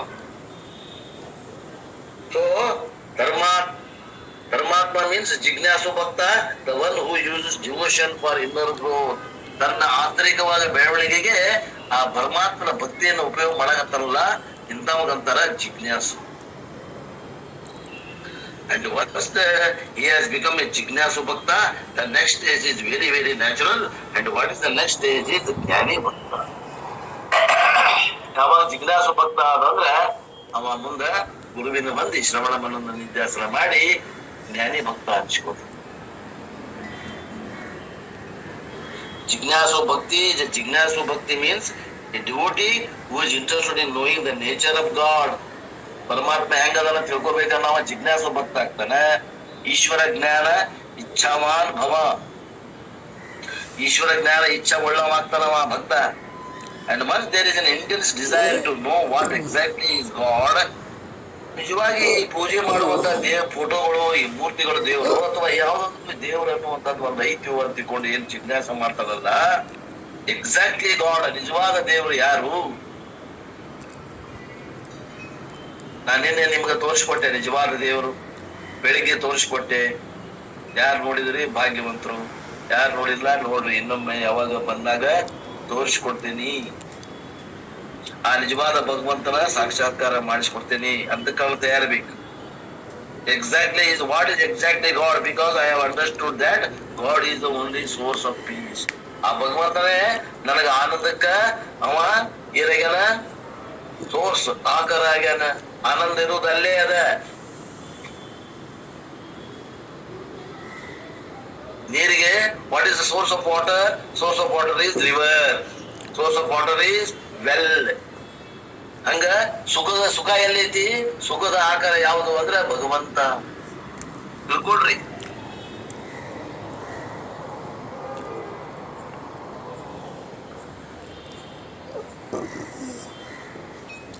ಸೆಕ್ಯೂರಿಟಿ ಅಂಡ್ ಹ್ಯಾಪಿನೆಸ್, ನನಗ್ ಭದ್ರತೆ ಬೇಕಾಗಿದೆ, ಜೀವನದಾಗ ಆನಂದ ಬೇಕಾಗ್ಯದ. ಯಾವ ಎಲ್ಲದ ಅದು ಭಗವಂತನಲ್ಲಿ ಇದೆ. ಸೆಕ್ಯೂರಿಟಿ, ಭದ್ರತೆ. That is the background. The only source of peace, security and happiness is God. ಒಂದೇ ಒಂದದ, ಅದು ಆಕಾರ. ನಮಗ್ ಭದ್ರತೆ ಬೇಕು, ನನಗೆ ಸುಖ ಬೇಕು, ನನಗೆ ಶಾಂತಿ ಬೇಕು, ನನಗೆ ಸಮಾಧಾನ ಬೇಕು ಅಂದ್ರೆ ಅದು ಎಲ್ಲಿ ಸಿಗ್ತದ ಅಂದ್ರೆ ಒಂದ ಕಡೆ ಸಿಗ್ತದ, ಬೇರೆ ಬಹಳ ಕಡೆ ಸಿಗೋದಿಲ್ಲ. ಒಂದೇ. ಅದರ ಆಕಾರ ಯಾವುದು, ಸೋರ್ಸ್ ಯಾವುದು? ಅದು ಭಗವಂತ.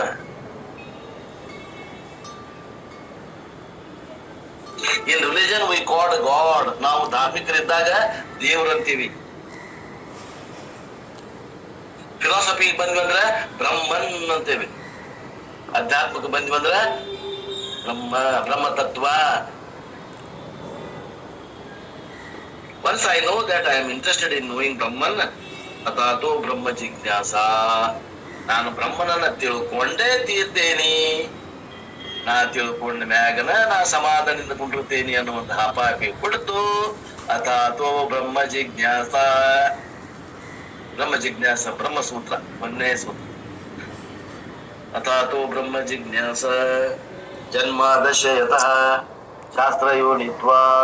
ಚಾಲು 777 ಶ್ಲೋಕಗಳು, ಒಂದಾನೊಂದು ಧಡ್ ಚಾಲು.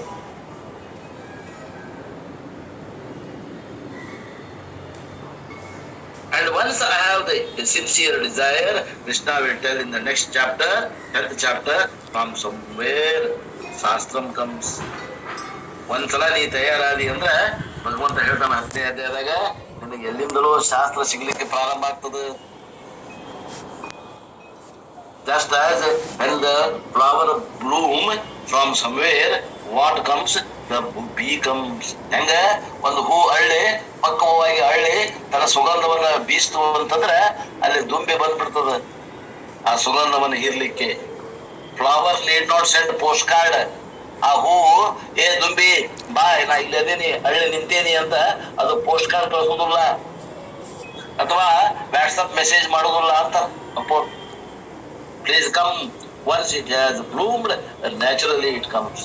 ಆ ಹೂ ಅರಳಿತು, ಆ ಮಕರಂದ ಅದು ಒಂದು ವಾಸನೆ ಸುಗಂಧ ಆ ಆ ಒಂದು ವಾತಾವರಣದಲ್ಲಿ ಬಿಡ್ತು ಅಂದ್ರೆ ಆಟೋಮೆಟಿಕ್ಲಿ ಅಲ್ಲಿ ದುಂಬಿ ಬರ್ತದೆ. ಅದೇ ರೀತಿ similarly you bloom into a ಸಾಧನ ಚತುಷ್ಟಯ ಅಧಿಕಾರಿ.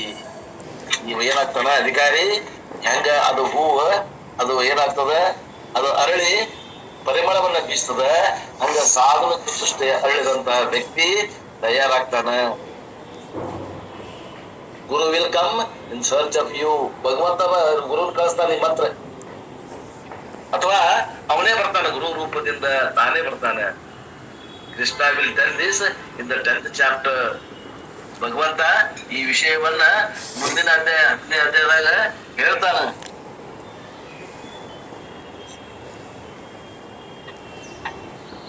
ಯಾವ ಶ್ಲೋಕ? 10ನೇ ಶ್ಲೋಕದಾಗ ಹೇಳ್ತಾನ.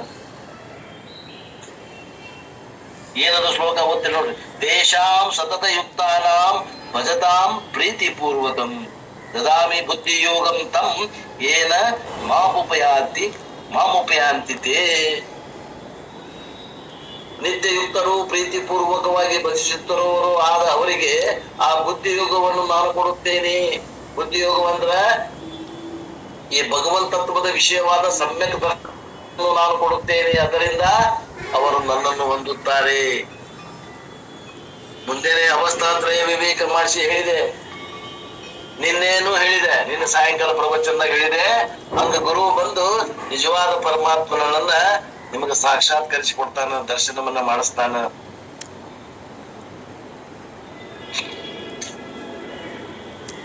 Because Bhagavan's law is any genuine desire should be fulfilled. ಭಗವಂತಂದು ಏನ ನಿಯಮ ಐತಂದ್ರ ಯಾವ್ದು ಯೋಗ್ಯವಾದಂತ ಬೇಡಿಕೆ ಐತಿ ಅದನ್ನ ಪೂರೈಸುವುದ ಒಂದು ಬೇಡಿಕೆ ಅದ, ಅವ್ನ ಇದ ಕಾಯಕದ ಭಗವಂತಂದು. If you have a thirst as a natural desire, Bhagavan has to provide with water in the creation. ನಿಮಗೆ ನೀರಡಿಗೆ ಆಗೈತಿ, ನೀರಿನಿಂದ ಬರುತ್ತಾರ ಅಂತಿಕೊಂಡು ಭಗವಂತ ನೀರನ್ನ ಸೃಷ್ಟಿ ಮಾಡ್ಯಾನ. If hunger is there, Bhagavan has to provide food in the creation.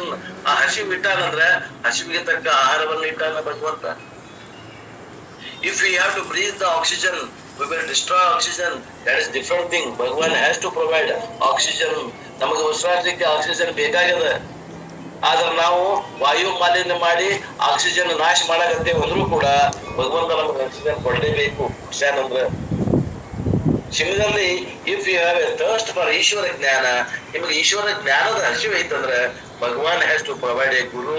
ನಿಮಗೆ ಗುರುವನ್ನು ಕೊಡಬೇಕಾಗ್ತದ, ಅದು ಅವನ ಕರ್ತವ್ಯ ಅದ.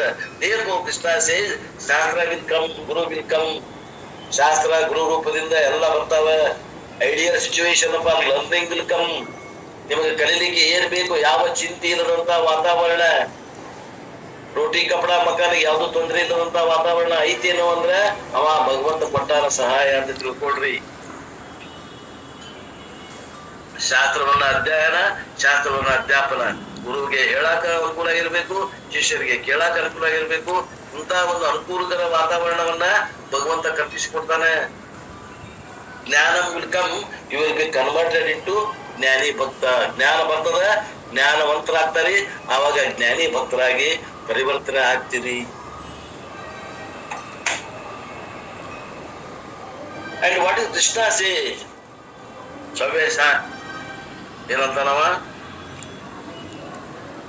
ಶಾಶ್ವತ ಶಾಂತಿಂ ನಿಗಚ್ಚತಿ. The moment you become a jnani bhakta, you are wise person. ಜ್ಞಾನಿ ಆದ್ರೆ ನೀ ಜಾಣ ಆದಿ. And what will be the wisdom give you? ನಿನಗೆ ಜ್ಞಾನ ಏನ್ ಕೊಡ್ತದ? Krishna says as said in the beginning itself,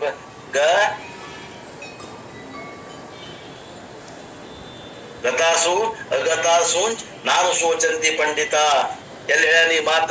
2ನೇ ಅಧ್ಯಾಯ 11ನೇ ಶ್ಲೋಕ. ಅಶೋಚಾನನ್ವಶೋಚಸ್ತ್ವಂ ಪ್ರಜ್ಞಾವಾದಾಂ ಚ ಭಾಸಸೆ ಗತಾಸು ನ ಗತಾಸು ಚ ನಾನು ಶೋಚಂತಿ ಪಂಡಿತ. ನೀನು ಪಂಡಿತ ಆದಿ, ನೀ ಜ್ಞಾನಿ ಆದಿ ಅಂದ್ರ ಅವ ಇದ್ದವ್ರ ಬಗ್ಗೆನೂ ಚಿಂತೆ ಮಾಡೋದಿಲ್ಲ, ಸತ್ತವ್ರ ಬಗ್ಗೆನೂ ಚಿಂತೆ ಮಾಡೋದಿಲ್ಲ. Wisdom means grief will go away from life. ನಿನಗೆ ಜ್ಞಾನ ಬಂದೈತಿ ಅಂದ್ರ ನಿನ್ನ ಹತ್ರ ಮುತ್ತ ಸುಳಿಯುವುದಿಲ್ಲ. And therefore Krishna says Shanti Nigachati. ನಿನಗೆ ಶಾಂತಿ ಲಭಿಸ್ತದ. ಸಚ್ಚೆ ಭಕ್ತ will attain a peace of mind. ಅವಾಗ ಮನಸ್ಸು ಶಾಂತ ಆಗ್ತದ.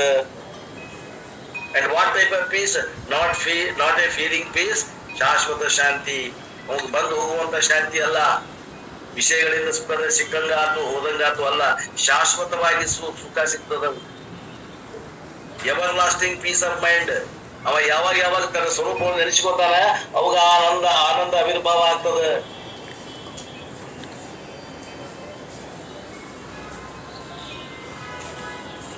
A peace of mind which is not disturbed by the upheavals that happen in that person's life. ಜೀವನದಾಗ ಸಮಸ್ಯೆಗಳು ಬರುವ ಆ ಸಮಸ್ಯೆಗಳು ಬಂದಾಗೂ ಕೂಡ ಅವನಿಗೆ ಗೊತ್ತಾಗುವುದಿಲ್ಲ. ಶಾಶ್ವತಿ ಶಾಂತಿ ನಿಗಚ್ಚತಿ. So then Krishna thinks whether Arjuna will accept all these things. All these are blind promise and it is all true. So Krishna therefore gives a promise, a very important oft quoted line. Kaunteya ಪ್ರತಿಜಾನಿಹಿ. ತಿಳ್ಕೋ ಅರ್ಜುನ, ನೀ ತಿಳ್ಕೊಳಕತ್ತಿಲ್ಲ ತಿಳ್ಕೋ. ಹಿಂಗೂ ಒಂದು ದಾರಿ ಅದ, ತಿಳ್ಕೋ. Arjuna, take my promise. ನನ್ನ ಆಶ್ವಾಸನೆಯನ್ನ, ನಂದು ಭಗವಂತನ ಆಶ್ವಾಸನೆ ತಗೋ, ಸ್ವೀಕರಿಸು. And not only you should take the promise from me, you have to declare, publicize this promise through all the media, radio, TV, internet media, all over the world. You publish this promise of mine. Hey Arjuna, ನನಗೆ ಕೃಷ್ಣ ಇಂಥದ್ದೊಂದು ಆಶ್ವಾಸನೆ ಕೊಟ್ಟಾನ ಅಂತ ತಿಳ್ಕೊಂಡು ನೀನು ಪ್ರಚಾರ ಮಾಡು. ಪತ್ರಿಕೆ ಒಳಗೆ ಪ್ರಚಾರ ಮಾಡು, ಪ್ಯಾಂಪ್ಲೆಟ್ ಹಾಕಿ ಪ್ರಚಾರ ಮಾಡು, ಟಿವಿ ಒಳಗೆ ಪ್ರಚಾರ ಮಾಡು, ಇಂಟರ್ನೆಟ್ ನ ಪ್ರಚಾರ ಮಾಡು. ಪ್ರಚಾರ ಮಾಡುವಂತ ಯಾವ ಮಾಧ್ಯಮಗಳನ್ನು ಬಿಡಬೇಡ, ಹಂಗ ಪ್ರಚಾರ ಮಾಡು ಅಂತ ಹೇಳ್ತಾನ ಭಗವಂತ. ನಮೇ ಭಕ್ತ ಪ್ರಣಶ್ಯತಿ. A devotee of the lord will never have a spiritual fall. Very careful. ನನ್ನ ಭಕ್ತ ಎಂದೂ ಬೀಳುವುದಿಲ್ಲ. He will never have a spiritual fall. Material ups and downs are bound to come. ಜೀವನದಾಗ ಏರುಗಳು ಇರ್ಲಾರ್ದಲ್ಲ. ಜ್ಞಾನಿಗೂ ಇರ್ತಾವ, ಅಜ್ಞಾನಿಗೂ ಇರ್ತಾವ. ಆದ್ರೆ ನನ್ನ ಭಕ್ತ ತನ್ನ ಗುರಿಯನ್ನ ಮುಟ್ಟದವರೆಗೆ ನಿಲ್ಲುವುದಿಲ್ಲ. ಅವ ಸಾಧನೆ ಮಾಡೇ ಬಿಡ್ತಾರ. Therefore be my bhakta na pranashati. This is my promise and therefore become my devotee. ಇದು ನನ್ನ ಆಶ್ವಾಸನೆ ಐತಿ, ಆದ್ರಿಂದ ನೀನು ನನ್ನ ಭಕ್ತನಾಗಪ್ಪ ಅಂತ ಆಶ್ವಾಸನೆ ಕೊಟ್ಟು 32ನೇ ಶ್ಲೋಕವನ್ನು ಹೇಳಾವದಲ್ಲ ನಾಳೆ. ಆ 32ನೇ ಶ್ಲೋಕವನ್ನ ಓದಿ ಬಿಡ್ತೇನೆ ನೋಡಿ. ಮಾಂ ಹೀಂ ಪಾರ್ಥ ವ್ಯಪಾಶ್ರಿತ್ಯ ಯೇ ಅಪಿ ಸ್ಯುಃ ಪಾಪಯೋನಯಃ ಸ್ತ್ರೀಯೋ ವೈಶ್ಯಾಸ್ತತ ಶೂದ್ರಾಸ್ತೆ ಅಪಿ ಯಾಂತಿ ಪರಾಂ ಗತಿಂ. ಹೇಳ್ತಾನ, ಎಲೆ ಅರ್ಜುನ, ಪಾಪ ಯೋನಿಜರಾದ ಸ್ತ್ರೀಯರು, ವೈಶ್ಯರು, ಶೂದ್ರರು ಕೂಡ ನನ್ನನ್ನು ಆಶ್ರಯಿಸಿ ಪರಮಗತಿಯನ್ನು ಹೊಂದುತ್ತಾರೆ ಅಂತ ಆಶ್ವಾಸನೆ ಕೊಡ್ತಾನ. ಆ ವಿಷಯವನ್ನ ನಾಳೆಗೆ ವಿಸ್ತಾರವಾಗಿ ನೋಡೋಣ ಅನ್ನುವಲ್ಲಿಗೆ ಇವತ್ತಿನ ಈ ವಾಗ್ರೂಪ ಸೇವೆಯನ್ನು ಗುರುಪಾದಕ್ಕೆ ಸಲ್ಲಿಸಿ ನನ್ನ ವಾಣಿಗೆ ವಿರಾಮ. ಮಂಗಳಾರತಿ ಹೇಳಿ. ಜಾಗ್ರತ ಮನುಜ ಉತ್ತಿಷ್ಠತ ಜಾಗ್ರತ. ಗುರಿಯನ್ನು ಸೇರುವವರೆಗೂ ನೀ ಅರಕ್ಷಣವಿಲ್ಲದೆ ಮುನ್ನಡೆಸಕನೆ ಉತ್ತಿಷ್ಠತ ಜಾಗ್ರತ. ನಿನ್ನಯ ಗುರಿಯು ಆತ್ಮದರ್ಶನ, ನಿನ್ನೊಳಗಿದೆ ಆರತುನ. ನಿನ್ನಯ ಗುರಿಯು ಆತ್ಮದರ್ಶನ, ನಿನ್ನೊಳಗಿದೆ ಆರತುನ. ಬನ್ನ ಬಡುತ್ತ ಈ ಕ್ಷುದ್ರ ಜೀವನದಿ, ಬನ್ನ ಬಡುತ್ತ ಈ ಕ್ಷುದ್ರ ಜೀವನದಿ, ಇನ್ನು ತೊಳಲದಿರು ಮುನ್ನಡೆಸಕನೆ ಉತ್ತಿಷ್ಠತ ಜಾಗ್ರತ. ಮನುಜ ಉತ್ತಿಷ್ಠತ ಜಾಗ್ರತ. ಮಮತೆಯ ದೇಹವೇ ನಾನೆಂದು ನೀ ಭ್ರಮಿಸದಿರೆಂದೆಂದು. ಮಮತೆಯ ದೇಹ ನಾನೆಂದು ನೀ ಭ್ರಮಿಸದಿರೆಂದೆಂದು. ಅಮರ ಆತ್ಮನಿ ಅಮೃತ ಪುತ್ರನೆ, ಅಮರ ಆತ್ಮನಿ ಅಮೃತ ಪುತ್ರ ಮಿತ್ರನೇ ಅಮಲಾನಂದನು ಪರಿಪೂರ್ಣನು ಉತ್ತಿಷ್ಠತ ಜಾಗ್ರತ ಮನುಜ ಉತ್ತಿಷ್ಠತ ಜಾಗ್ರತ ಗುರಿಯನ್ನು ಸೇರುವವರೆಗೂ ನೀ ಅರಕ್ಷಣವಿಲ್ಲದೆ ಮುನ್ನಡೆ ಸಕನೆ ಉತ್ತಿಷ್ಠತ ಜಾಗ್ರತ ಉತ್ತಿಷ್ಠತ ಜಾಗ್ರತ ಶರಣಾರ್ಥಿ.